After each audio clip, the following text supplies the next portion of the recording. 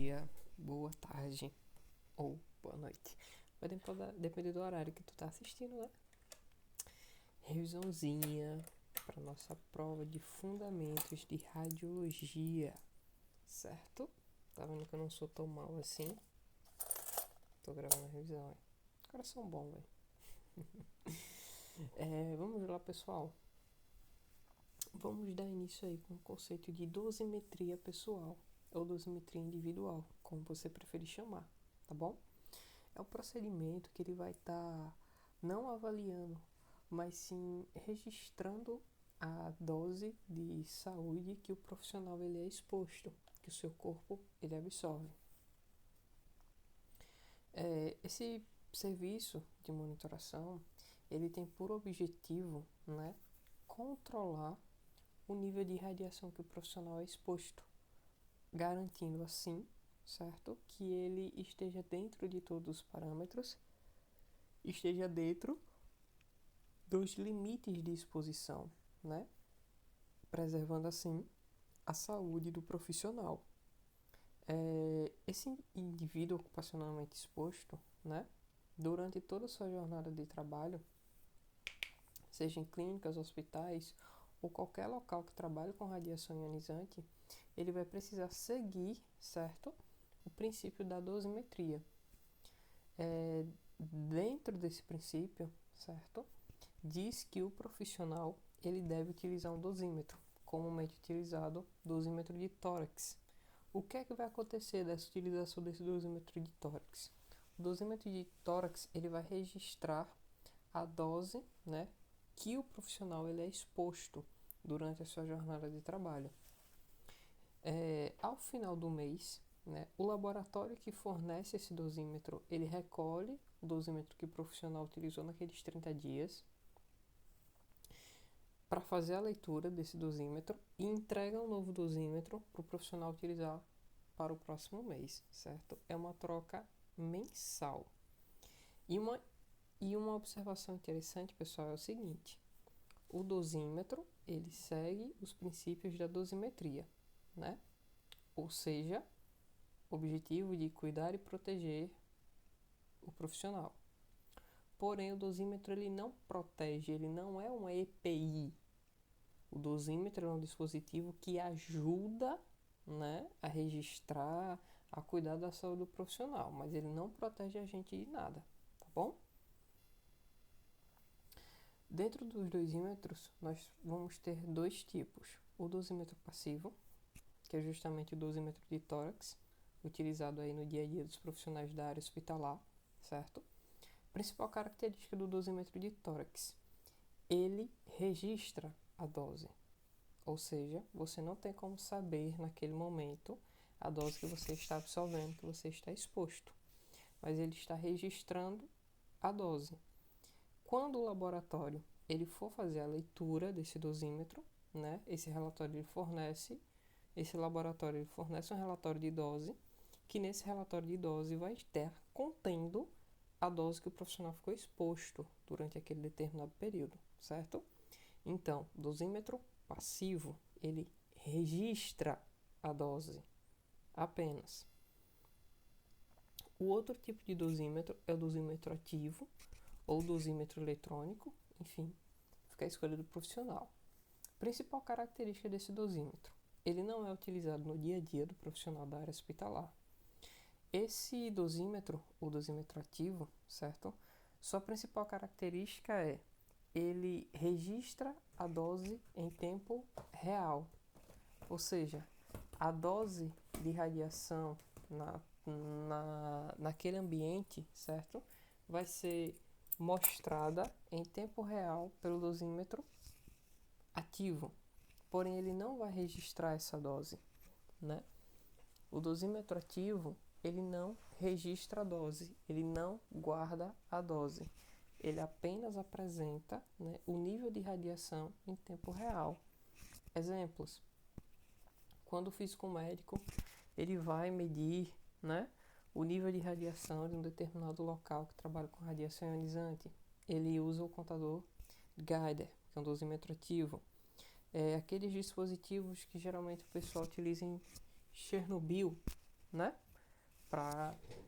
com qual finalidade? Utilizam Chernobyl, né, com o objetivo de medir o nível de radiação naquela determinada localidade. Então, dosímetro ativo, ele te mostra o nível de radiação em tempo real. Ele lhe mostra a dose de radiação em tempo real. Porém, ele não registra essa dose, diferente do passivo, que registra. Essas normas regulamentadoras, né, esses processos de dosimetria, o processo de proteção radiológica, tudo isso aqui no Brasil é estabelecido pela CNEM, Comissão Nacional de Energia Nuclear. A CNEM que estabelece essas normas e que também fiscaliza essas normas. Então, procedimento de descarte de material radioativo, né, o conceito de dosimetria, as normas de dosimetria, de proteção radiológica, todas elas estão dentro do código da CNEM. E dentro desse código, a proteção radiológica, né, diferente do que a maioria pode imaginar, a proteção radiológica não tem por objetivo apenas monitorar ou cuidar, né, dos serviços de radiação no ambiente hospitalar. Como eu já citei anteriormente, as normas elas vão desde a dosimetria até o descarte do material radiológico. Isso sempre envolvendo o meio ambiente, o ecossistema.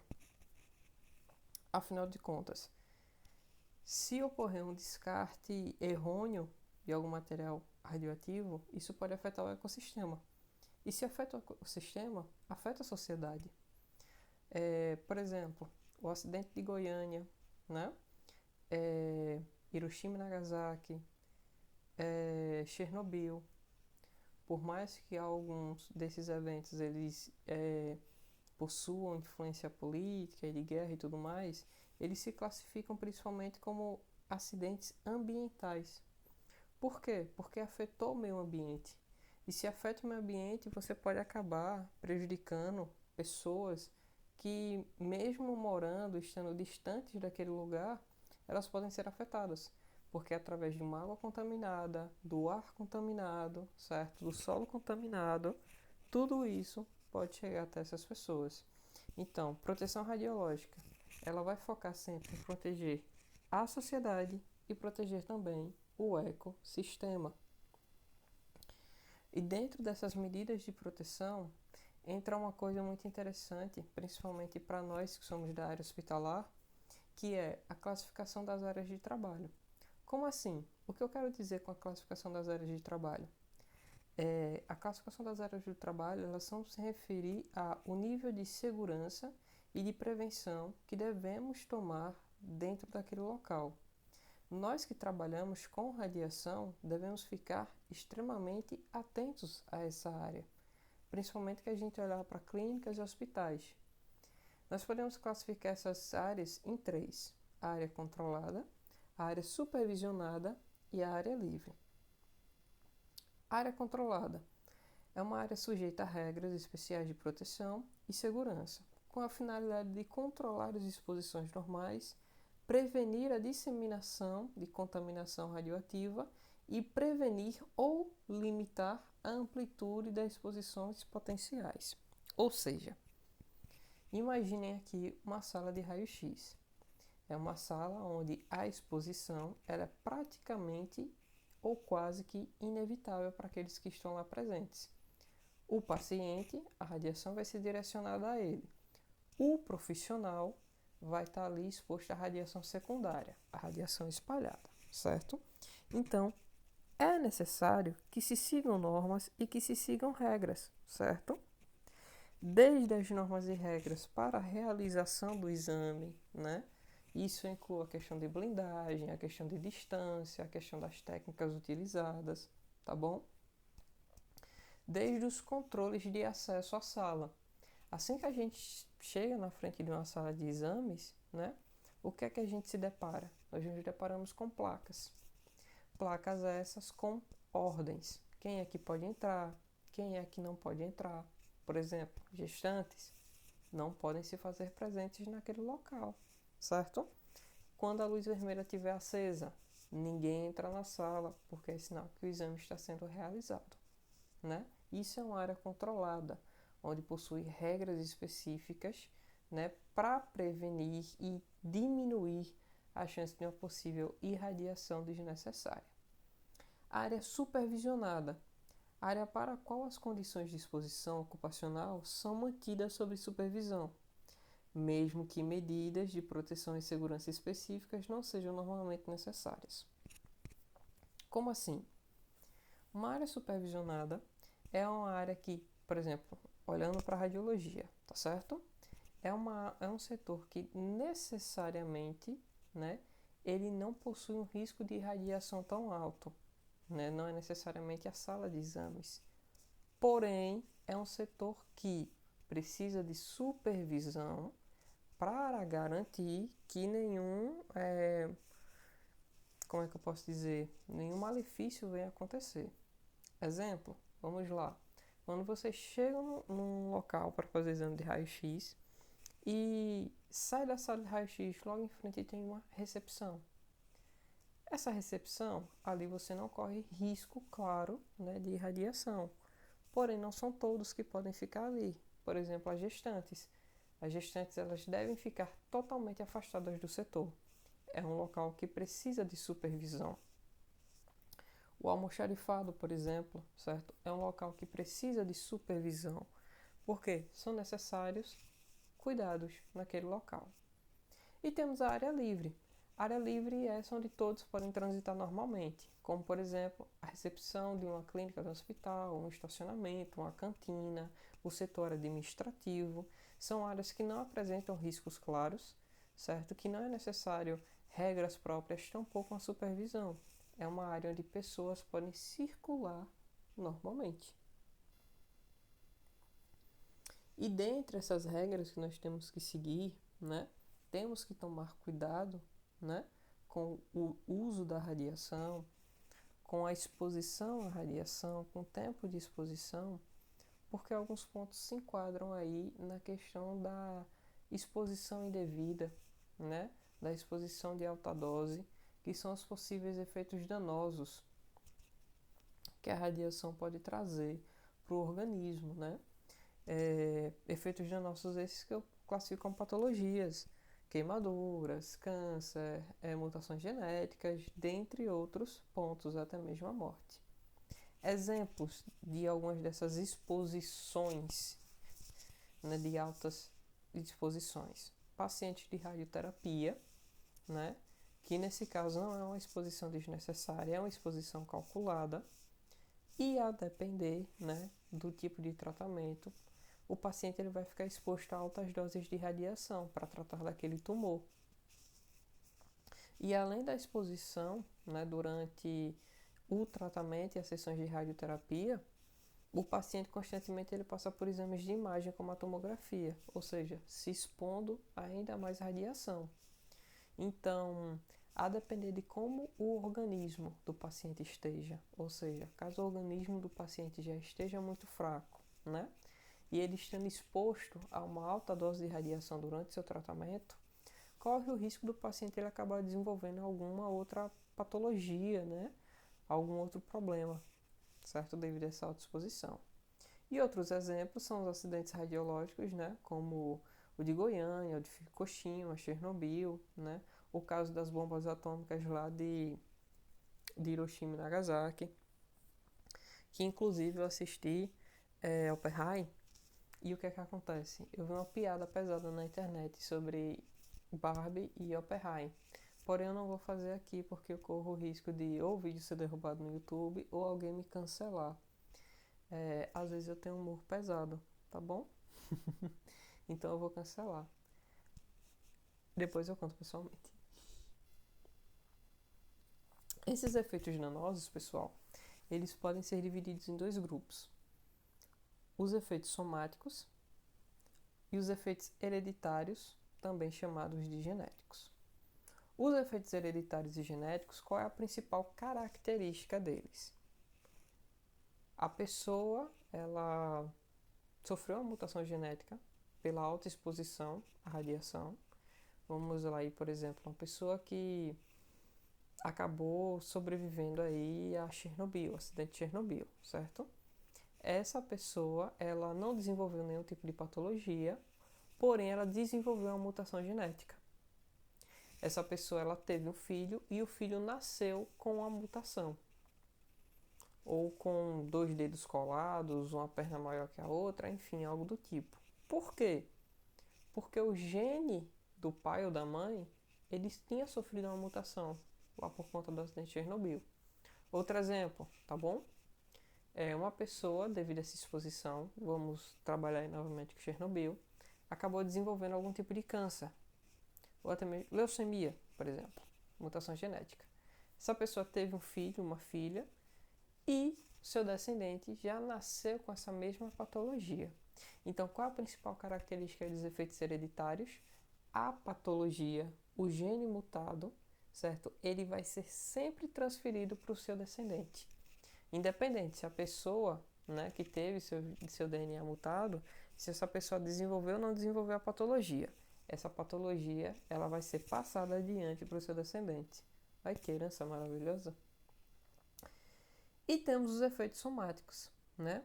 Os efeitos somáticos, né, já diferem do hereditário em um ponto. No efeito somático, né, a patologia ela não é passada para o seu descendente. A patologia ela afeta somente a pessoa irradiada, tá ok? O efeito somático ele é muito variável. Por quê? Por exemplo, um profissional, porque o efeito somático ele vai do acúmulo de dose, né? Ele vai do acúmulo de dose na pessoa. Então, digamos que um profissional irresponsável, né, não siga as medidas de proteção radiológica de dosimetria e acabe se expondo a uma dose totalmente desnecessária para ele. Ele pode acabar sofrendo algum tipo de patologia, né? Ter algum tipo de doença, porém essa doença ela acaba não chega a causar uma mutação do seu DNA, afeta somente a si mesmo.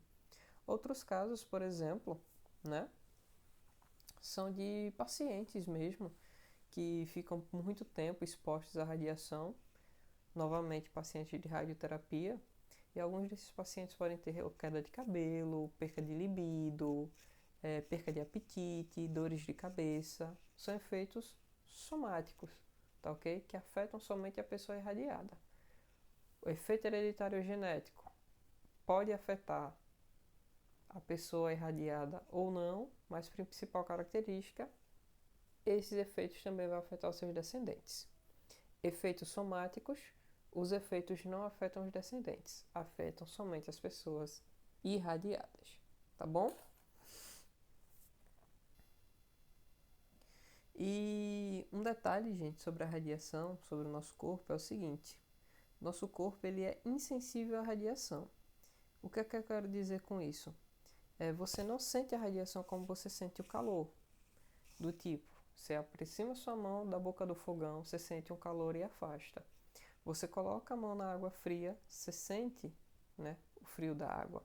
A radiação você não sente ela, tá ok?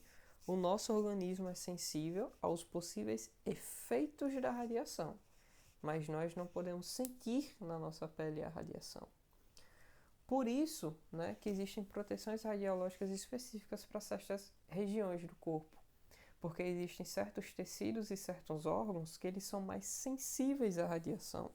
Por exemplo, nossa medula óssea, o tecido linfóide, nossos órgãos genitais, sistema reprodutor, o sistema gastrointestinal, né?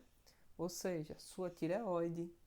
Por isso que existem proteções específicas para a tireoide, existe uma proteção específica, certo? Para a região das gônadas. E é claro, existe o avental de chumbo, né? Para nos proteger. Essas são regiões extremamente sensíveis. E existem regiões que têm uma sensibilidade considerada média, né? Por exemplo, os nossos pulmões. Aí você vê, nós temos os efeitos genéticos, os efeitos somáticos. Já entenderam o conceito de cada um, né? Somático afeta somente a pessoa irradiada e genético, a patologia é passada para o descendente. Dentre esses dois efeitos, nós podemos ter aí as causas, né, dos efeitos imediatos e retardados, que ambos podem ser genéticos ou hereditários, tá? Efeitos imediatos são aqueles que ocorrem no período de poucas horas, tá bom? Ou pouco tempo depois da exposição. Por exemplo, paciente ficou muito tempo exposto ali à radiação, o paciente pode sentir náuseas, ânsia de vômito, tá bom? Queda de cabelo, perca de apetite, perca de libido, emagrecimento muito forte, muito rápido, a própria morte, né? Afinal de contas, lembram lá dos acidentes radiológicos? Tiveram algumas pessoas que, devido à alta exposição à radiação e outros químicos, né, que se misturaram, acabaram vindo à morte pouco tempo depois. Ou seja, efeitos imediatos são efeitos da radiação que eles vêm em pouco tempo, eles não demoram muito para surgir, para dar o ar da graça. Efeitos retardados ou tardios são aqueles que demoram um certo tempo para aparecer, para dar, né, aparecer e dizer, oi, tô aqui, né? São os efeitos que demoram mais um pouquinho. Por exemplo, cânceres, o câncer, que leva um tempo para se desenvolver no corpo, ele se instala, mas para se desenvolver por completo leva um tempo. Catarata, anemia, leucemia, envelhecimento precoce. Aí você pode nesse último dizer, como assim envelhecimento precoce? Quando a gente fala em envelhecimento precoce, não diz que a pessoa vai envelhecer do dia para a noite não, tá? Só quer dizer que o processo de envelhecimento, ele se acelera, ele vai acelerar, tá certo? Então, efeitos imediatos, eles vêm em intervalo curto de tempo, da exposição em diante. Efeitos tardios ou retardados, eles levam um pouco mais de tempo para se desenvolver ou para apresentar sintomas. E nos exames de imagem, principalmente no raio-x, um fator importante, de extrema importância, é a forma como a dose que nós determinamos para o nosso paciente, certo? E para determinar essa dose, é importante que nós estejamos cientes do que é KV e do que é IMAS, tá bom? Esses são os fatores que vão ser extremamente importantes quando a gente fala na questão de exposição e de quantitativo de dose que o seu paciente será exposto e por quanto tempo ele será exposto a essa dose. Por exemplo, KV. O KV, ele é responsável pelo poder de penetração, tá certo? Como seria o cálculo do KV? Como nós realizaríamos esse cálculo? KV igual a 2 vezes a espessura da região que vai ser radiografada. Vai fazer uma radiografia do abdômen, a espessura do abdômen. Radiografia do pulmão, a espessura do pulmão. Tu vai utilizar um espessômetro, uma espécie de régua, para medir a espessura daquela região. Pronto. 2 vezes a espessura, mais a constante do aparelho. A constante do aparelho vai variar de aparelho para aparelho, geralmente vem no manual, beleza? Você tendo o KV, você vai utilizar o KV para fazer o cálculo do MAS, que nada mais é do que o KV vezes a constante de miliamperagem. Essa constante ela vai variar de estrutura para estrutura, tá? Mas só recapitulando, KV 2 vezes a espessura da região que vai ser radiografada, que você vai medir essa espessura com o espessômetro, mais a constante do aparelho, que geralmente vem no manual. Leia o manual, tá bom? KV, ele vai ser responsável pelo poder de penetração, certo? Quanto maior o KV, maior o poder de penetração, consequentemente maior o nível de contraste. O MA, ele vai ser responsável pela dose de radiação, ou seja, KV, penetração, MA, dose de radiação, e o S, ele vai se referir ao tempo de exposição, certo? Então, recapitulando, KV, poder de penetração, isso mesmo, parabéns. MA, dose de radiação. radiação. Qual é a dose de radiação estabelecida? De onde é que eu vou... MA.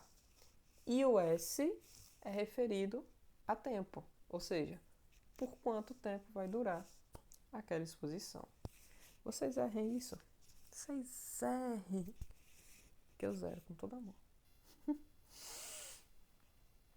Então, geralmente uma coisa que a gente trabalha em relação a essa questão de exposição é: se eu aumento o MA, ou seja, aumento o meu nível de radiação, nível da dose de exposição, eu diminuo o meu tempo de exposição. Se eu diminuo o meu MA, diminuo a minha dose de radiação, eu aumento o meu tempo de exposição. Um exemplo, certo? Se o meu tempo é de 10 segundos, o meu MA vai ser de 100. Se o meu tempo ele reduz para 5 segundos, o meu MA vai para 200. Se o meu tempo vai para 2 segundos, o meu MA vai para 500. E vice-versa. Ou seja, se eu aumento o meu tempo de exposição, eu diminuo a dose de radiação. Se eu aumento a dose de radiação, eu diminuo o tempo de exposição. Para que isso? Para que a gente tenha um equilíbrio, certo? E a gente tenha uma boa imagem. O que é que vai determinar isso? A situação do seu exame, certo?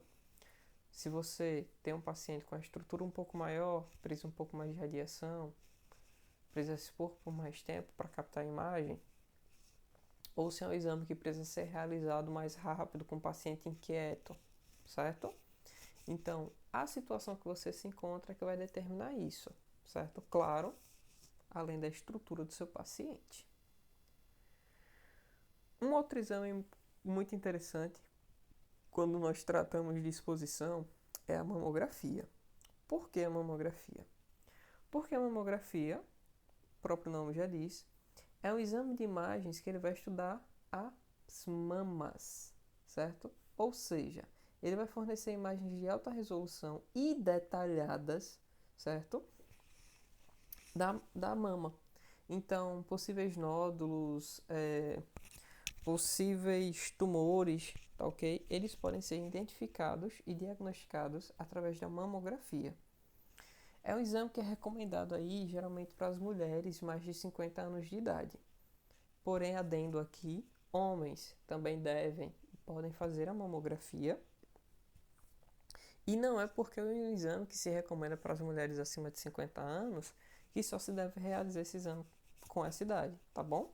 Por precaução, por exames de rotina, a mulher ela pode sim realizar esse exame, não só pode, como deve realizar esse exame anualmente, principalmente se houver histórico na família, tá bom? No começo eu falei que era um exame muito interessante a respeito da exposição. Por quê? Na mamografia, a mama da mulher ela é compressa, como vocês podem ver aí na imagem. Quando essa compressão é realizada, o aparelho ele automaticamente ele já dá a dose de radiação utilizada, né? Então na mamografia você não precisa estar se preocupando com tempo, com KV, com MAS.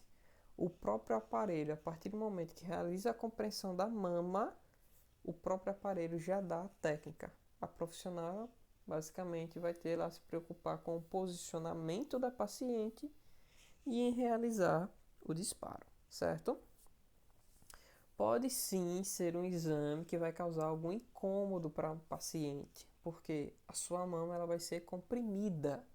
Então sim, vai possuir um leve incômodo, porém não é nada atormentador, tá bom?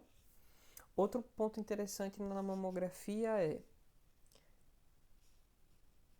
sempre manter a paciente tranquila, certo? Então, vai realizar a mamografia, você pode dar um protetor de gônadas à sua paciente para ficar mais tranquila a exposição, mesmo a radiação sendo muito baixa.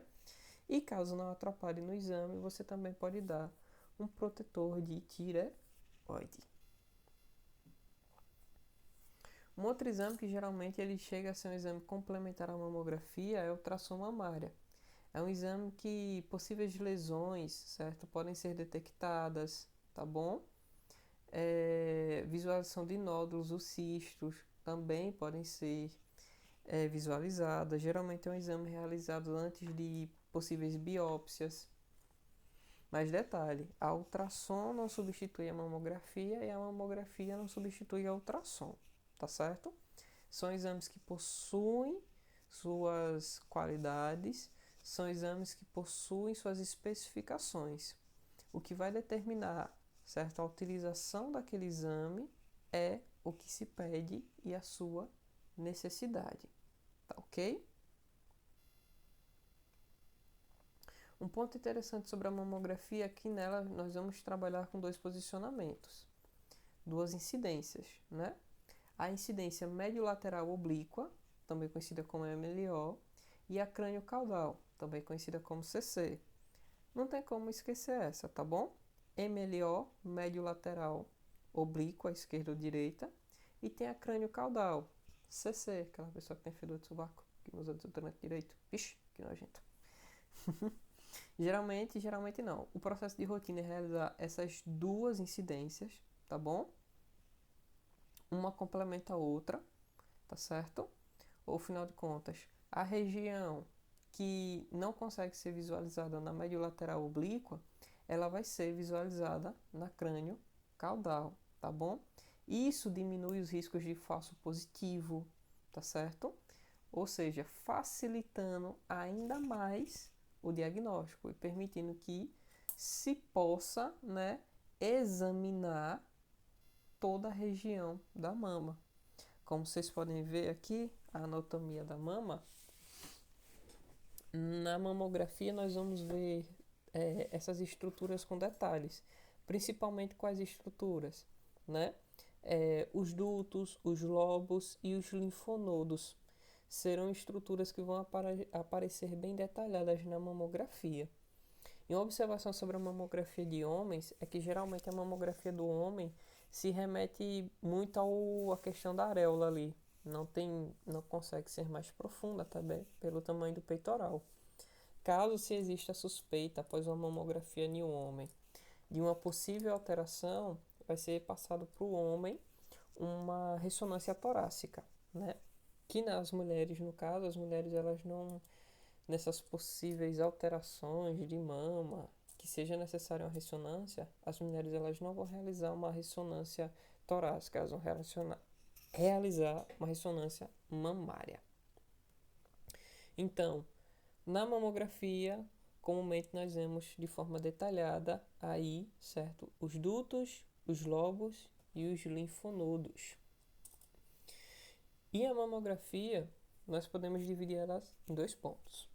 A mamografia diagnóstica, que é quando a paciente vai realizar o exame e essa paciente ela já vem com algumas queixas e já vem com alguns sintomas, certo? De alguma alteração na mama. Então, digamos que a paciente foi na mastologista, né? Foi com queixas, com reclamações, sentiu algumas alterações. Aí o seu médico passa uma mamografia.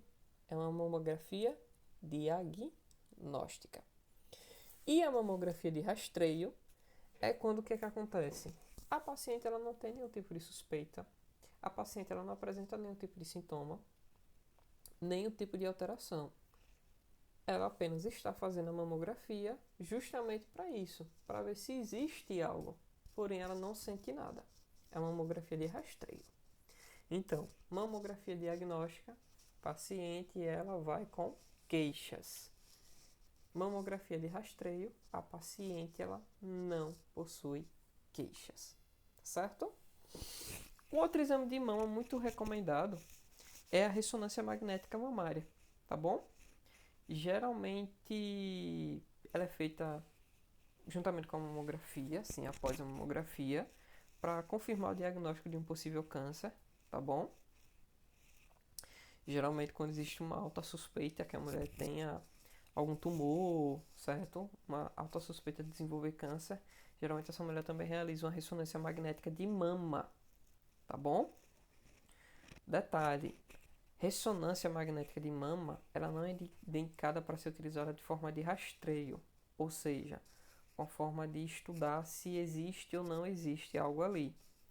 Geralmente a ressonância magnética de mama, ela é passada e recomendada quando a mulher ou já tem a certeza, ou tem uma alta chance, né, de estar com algum tumor, com algum nódulo que venha a se tornar um possível câncer de mama, certo? Então, ressonância de mama, ela pode ser utilizada já para o diagnóstico, de forma diagnóstica, mas ela não pode ser utilizada como forma de rastreio, tá bom? Por quê? Porque alguns tipos de tumores, certo? Que às vezes não são visualizados na mamografia, eles podem ser visualizados na ressonância magnética, certo? Então, por exemplo, a ressonância magnética ela pode diagnosticar cânceres que não são visualizados na mamografia, certo? Da mesma forma que na mamografia pode ser visualizado algo que não pode ser visualizado na ressonância magnética. É necessário que esses dois exames eles trabalhem em conjunto, certo? E em parceria, para não correr o risco de ter um falso positivo, uma suspeita de que está com câncer, de estar com tumor, e na verdade a paciente ela não tem absolutamente nada.